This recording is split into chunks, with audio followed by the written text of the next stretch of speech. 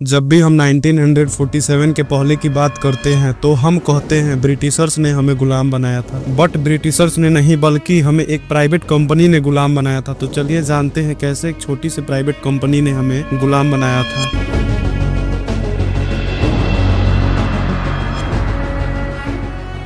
तो कहानी शुरू होती है 1600 में, जब ब्रिटेन के 24 रिच मर्चेंट मिलकर मसालों के ट्रेडिंग के लिए एक कंपनी बनाने का सोचते हैं जो ईस्ट इंडीज में ट्रेड करेगी। तो सब मिलकर एक ज्वाइंट स्टॉक कंपनी का निर्माण करते हैं। थोड़ा सा मैं आपको ज्वाइंट स्टॉक कंपनी के बारे में समझा देता हूँ। ज्वाइंट स्टॉक कंपनी का मतलब होता है कुछ शेयर होल्डर्स जो कंपनी का शेयर खरीदते हैं और उसके बदले कंपनी उन्हें प्रॉफिट देती है। जैसे आज के समय में आप लोग इन्वेस्टमेंट करते हैं तो जब वो लोग शेयर होल्डर्स से बात करते हैं तो बहुत कम शेयर होल्डर्स राजी होते हैं कंपनी के शेयर खरीदने के लिए, क्योंकि उस टाइम में मसालों के ट्रेडिंग में बहुत कंपटीशन था। तो उस समय किसी तरह हाथ पैर जोड़कर 120 शेयर होल्डर्स को मना लेते हैं। 70,000 पाउंड एज कैपिटल राइज करके एक ज्वाइंट स्टॉक कंपनी शुरू करते हैं जिसका नाम रखते हैं governor and company of merchants of London trading into east Indies. और उसके बाद क्वीन एलिजाबेथ से परमिशन लेने जाते हैं, क्योंकि विदाउट परमिशन वह कहीं पर भी ट्रेड नहीं कर सकते थे। एक तरीके से समझिए कि ट्रेडिंग का लाइसेंस लेने गए थे। और क्वीन ने एक चार्टर जारी किया जिसमें था कि ईस्ट कोस्ट में दूसरी इंग्लिश कंपनी ट्रेडिंग नहीं कर सकती है, क्योंकि ईस्ट में पहले से ही बहुत कंपटीशन था और वह नहीं चाहते थे कि कोई दूसरी इंग्लिश कंपनी कंपटीशन को बढ़ाए। अगर कोई भी इंग्लिश कंपनी ईस्ट में जाकर ट्रेड करने की कोशिश करेगी तो उसका सारा सामान जब्त कर लिया जाएगा। यह सब उस चार्टर में था। जब उनको क्वीन से परमिशन मिल गया ईस्ट में ट्रेड करने का, तो बाद में कंपनी का नाम ईस्ट इंडिया कंपनी रख दिया, क्योंकि उन्हें मेनली ईस्ट में ही ट्रेड करना था। और 1601 में कंपनी ने अपनी पहली यात्रा किया जो इंडोनेशिया का मोलुकस शहर था। और उस समय तक इनका इंडिया में जाने का कोई प्लान नहीं था। तब जब ये मोलुकस पहुंचे, जिसे स्पाइस लैंड भी कहते थे, वहां पर पहले से ही Spanish, Portuguese and Dutch trade कर रहे थे। और इन्होंने देखा यहाँ डच का डोमिनेशन है और डच को वहाँ के गवर्नमेंट का भी सपोर्ट था और डच फाइनेंशियली भी ईस्ट इंडिया कंपनी से बहुत बड़ी कंपनी थी। तो उनको लगा कि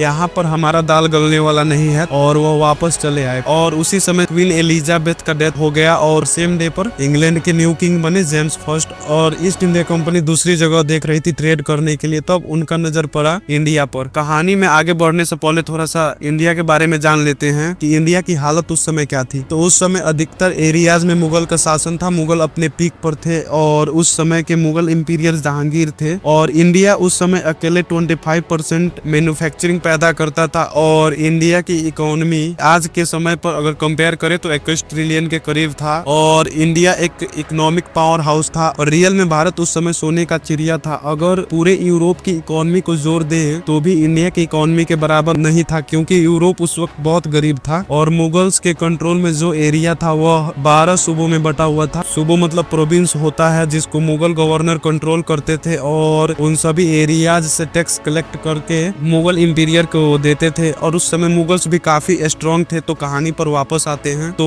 ईस्ट इंडिया कंपनी 1608 में विलियम हॉकिंस को एक शिप देकर इंडिया भेज देती है। और इधर इंडिया में पोर्तुगीज 1498 से ही ट्रेडिंग कर रहे थे। और विलियम गुजरात के सूरत शहर पहुंचते हैं और देखते हैं यहाँ पर पोर्तुगीज बहुत सालों से ट्रेड कर रहे हैं और मुगल्स से उनकी अंडरस्टैंडिंग बहुत अच्छी थी। तो विलियम को समझ में आ गया कि अगर यहाँ पर ट्रेड करना है तो पहले मुगल से परमिशन लेना पड़ेगा। तब विलियम सीधे सूरत से आगरा पहुंचते हैं। उस समय आगरा इंडिया का कैपिटल था और विलियम मुगल दरबार में पहुंचते हैं और जहांगीर से सूरत में ट्रेड करने का परमिशन मांगते हैं। पर जहांगीर मना कर देते हैं, क्योंकि वो नहीं चाहते थे कि पोर्तुगीज के साथ उनका रिलेशन खराब हो। और विलियम वहां से चले जाते हैं और डिसाइड करते हैं मुगल्स के कंट्रोल में जो एरियाज नहीं है उनके राजा से बात कर उनके परमिशन को लेकर ट्रेड शुरू करें। तब उन्होंने गोलकोंडा के राजा से बात करी और परमिशन लेकर 1611 में अपनी पहली फैक्ट्री मछलीपट्टनम में खोली। और इनका काम इंडिया में शुरू तो हो गया था, बट इनका मेन एम था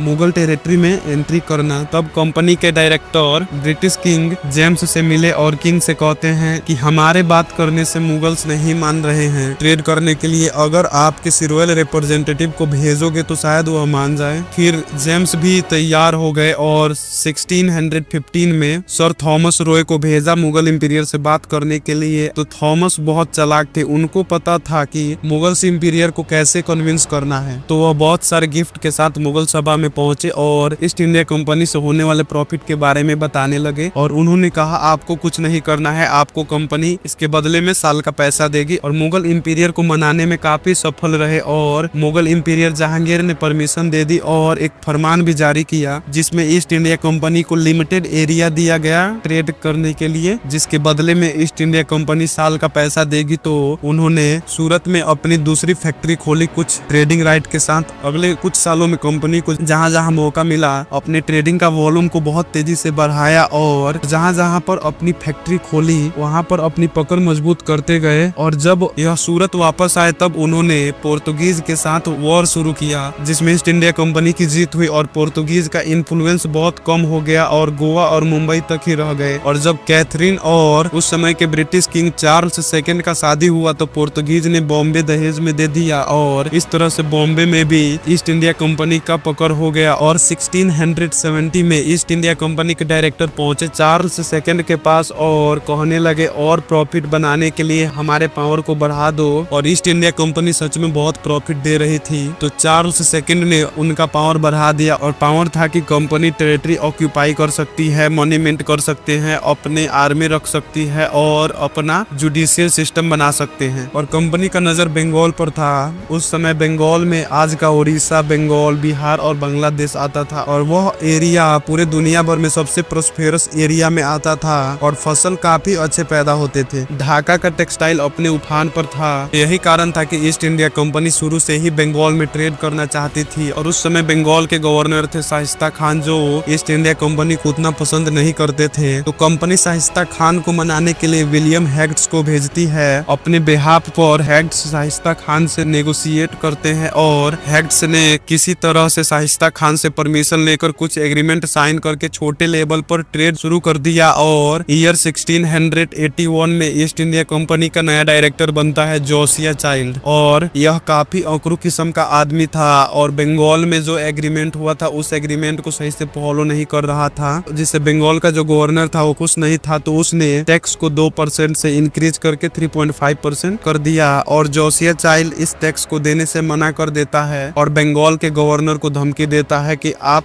ऐसा करोगे तो हम टैक्स भी नहीं देंगे और चित्ता गांव पर कब्जा भी कर लेंगे। पर बंगाल के गवर्नर इसकी बात नहीं सुनते हैं और टैक्स अप्लाई कर देते हैं। तो 1681 में जोसिया चाइल्ड गुस्से में आकर ब्रिटेन से आर्मी बुलाता है और मुगल्स पर अटैक करता है। और उस समय मुगल इंपीरियर औरंगजेब थे और मुगल्स काफी स्ट्रॉन्ग थे। ईस्ट इंडिया कंपनी उनके आगे कुछ भी नहीं थी। तो मुगल्स इजीली यह वॉर जीत गए और औरंगजेब ने ईस्ट इंडिया कंपनी के सारे फैक्ट्री पर कब्जा कर लिया। उसके बाद ईस्ट इंडिया कंपनी को समझ में आ गया कि उन्होंने बहुत बड़ी गलती कर दी है और उनके इतने सालों की मेहनत पानी में चला गया। बट ये लोग बहुत होशियार थे, वहाँ पर एटीट्यूड न दिखाते हुए मुगल इंपीरियर औरंगजेब से माफी मांगने लगते हैं। उस समय की एक यह फेमस पेंटिंग भी है, औरंगजेब के पैर तक पकड़ लिए थे और तब औरंगजेब ने ईस्ट इंडिया कंपनी को माफ कर दिया और उन पर 1.5 लाख का फाइन लगा दिया। तब ईस्ट इंडिया कंपनी ने फिर से अपना काम चुपचाप से शुरू कर दिया और सही मौके की तलाश करने लगे और उन्हें मौका मिला 1707 में जब औरंगजेब की डेथ हुई। तब मुगल इंपीरियर काफी वीक हो गया और बहुत से मुगल गवर्नर और बड़े जमींदार अपना अपना किंगडम एस्टेब्लिश करने लगे और मराठा और सिख ने भी मुगल्स पर अटैक कर दिया और बहुत सारे लैंड अपने अंडर कर लिए। और इधर 10 सालों तक मुगल इंपीरियर बदलते रहे।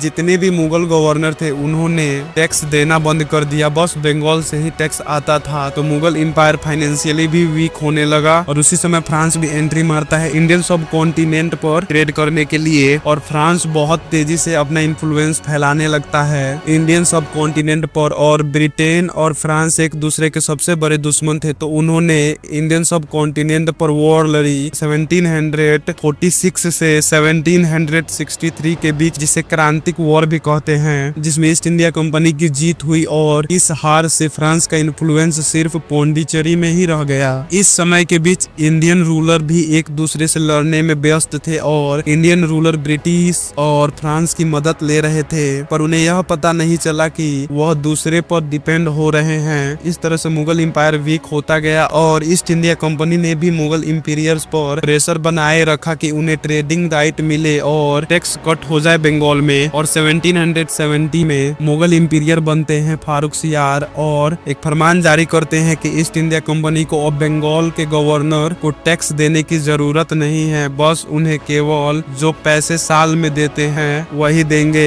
जिससे बंगाल के उस टाइम के गवर्नर मुर्शिद कुली खान कहते हैं बाहर में जाए मुगल एम्पायर, और अपने आप को बंगाल का नवाब अपॉइंट कर लेते हैं। और यह भी मुगल को टैक्स देना बंद कर देते हैं, जिससे मुगल एम्पायर और भी फाइनेंशियल क्राइसिस में जाने लगता है और अब बस नाम का ही रह जाता है। और इधर मुर्शिद Quli Khan east India company से कहते हैं ऐसा नहीं चलेगा, आपको टैक्स देना पड़ेगा, पर ईस्ट इंडिया कंपनी उनकी बातों को अनदेखा कर रही थी और अलवर्दी खान बंगाल के न्यू नवाब बनते हैं और इनके भी बातों पर ईस्ट इंडिया कंपनी ज्यादा ध्यान नहीं देती है। और इनके बाद बंगाल के नवाब बनते हैं सिराज उद दौला, और यह काफी स्ट्रिक्ट नवाब थे और इनको ईस्ट इंडिया कंपनी से मेनली 3 दिक्कत थी कि ईस्ट इंडिया कंपनी पॉलिटिक्स में इंटरफेयर कर रहे थे उनके राज्य में, दूसरा कि जो वह किले बना रहे थे बंगाल में, तीसरा टैक्स पे नहीं कर रहे थे। और इन्होंने ईस्ट इंडिया कंपनी से नेगोशिएट करने की कोशिश की, बट कंपनी इनकी बात नहीं सुन रही थी। तो इन्होंने डिसाइड किया कि अब ऐसे नहीं चलेगा, कुछ तो करना पड़ेगा। तो सिराज अपनी आर्मी को लेकर कासिम बाजार में जो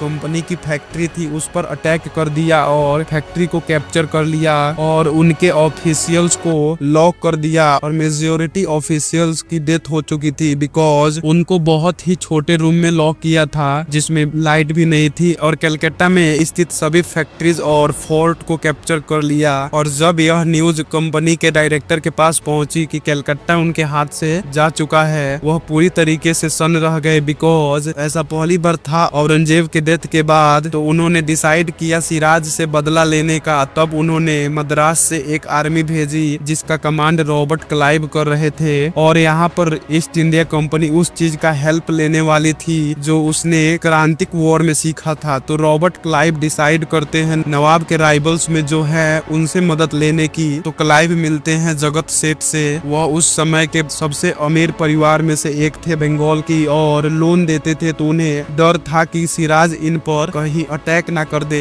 और फिर क्लाइव मीर जाफर से मिलते हैं जो सिराज का मिलिट्री कमांडर था पर इसका सपना था बंगाल का नवाब बनने का। तो क्लाइव उससे वादा करते हैं वॉर के बाद तुम्हें नवाब बना दिया जाएगा। और उधर सिराज फ्रांस से मिलते हैं और कहते हैं हम मिलकर वॉर करते हैं और ईस्ट इंडिया कंपनी को बाहर निकाल फेंकते हैं। उसके बाद समय आता है 23 जून 1757 और वॉर शुरू होता है। यह वॉर सिराज हार जाते हैं और फ्रांस का भी जो एक एरिया था पौंडीचेरी वो भी इनके हाथों से चला जाता है और मीर जाफर को बंगाल का नवाब बना दिया जाता है। और इसे इसलिए नहीं बनाते हैं कि प्रॉमिस किया था बिकॉज उन्होंने कई प्रॉमिस तोड़े थे। इसे पॉपट रूलर बनाते हैं बिकॉज कंपनी अपना कंट्रोल सिर्फ मैन्युफैक्चरिंग पर चाहती थी ताकि जितना भी पैसा हो वो अपने तरफ भेज पाए, जितनी भी टेक्सटाइल हो। और बंगाल पर 3 करोड़ का फाइन लगा देते हैं और कहते हैं वॉर में जो खर्चा हुआ था वो आपको देना पड़ेगा क्योंकि आपके चलते ही वॉर हुआ था। और ऊपर से टैक्स का पैसा भी नहीं दे रहे थे और कंपनी नहीं चाहती थी एडमिनिस्ट्रेशन का रिस्पॉन्सिबिलिटी लेना, इसलिए पॉपट रूलर बनाती थी और पॉलिटिक्स में इन्वॉल्व हो चुकी थी। और बाद में मीर जाफर उनका उतना हेल्प नहीं कर रहा था जितना वह चाहते थे। तो उन्होंने मीर जाफर को हटाकर मीर कासिम को 1761 में बंगाल का न्यू नवाब बनाते हैं। और बाद में ये भी कंपनी से डिसएग्री करने लगते हैं और कंपनी से एक छोटी सी वॉर लड़ते हैं। यहाँ पर यह हार जाते हैं तो इनको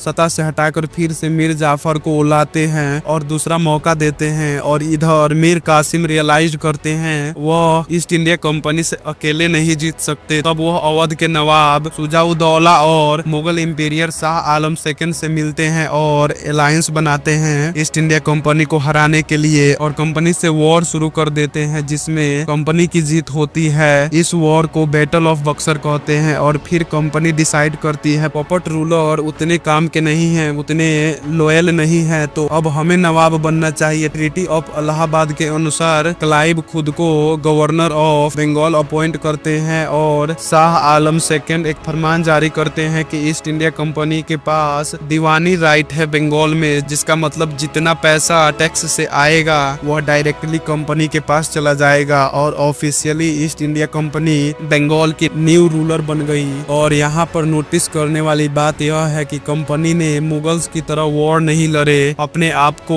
एक्सपेंड करने के लिए, बल्कि कंपनी ने a variety of political, economic, diplomatic method का यूज किया। कंपनी अपने डिप्लोमेटिक को हर राज्य में भेजती और वो वहां पर जाकर ये डिप्लोमेटिक हम्बली फ्रेंड बनते किंग्स के। जो राजा इनके जाल में फंस रहे थे उन्हें यह उल्टी सीधी पॉलिटिक्स का एडवाइस देते और कुछ समय बाद कंपनी स्टेट को फोर्स करने लगी सब्सिडरी अलायंस में आने के लिए। सब्सिडरी अलायंस का मतलब होता है कि कोई भी राजा अपनी खुद की आर्म फोर्स नहीं रख सकता है, उन्हें कंपनी प्रोटेक्ट करेगी और स्टेट को पैसा देना पड़ेगा जिससे कंपनी अपनी आर्मी मेंटेन कर सके। इसके पीछे कंपनी का सोच था कि जब इनके पास खुद की आर्मी नहीं होगी तो हमसे लड़ेंगे कैसे, और इंडियन रूलर सोचते थे कि हमारा पैसा बच रहा है और कंपनी की तरफ से देखे तो इनका फायदा हो रहा था क्योंकि इन्हें पहले भी अपनी आर्मी मेंटेन करने के लिए पैसा खर्चा करना पड़ रहा था, बट अब इंडियन रूलर के पैसे यूज कर रहे थे और अगर इंडियन रूलर उस पैसे को देने में असफल रहे तो उनके टेरिटरी के कुछ पार्ट को कंपनी ले लेती थी फाइन के रूप में। उन स्टेट को प्रिंसली स्टेट कहते थे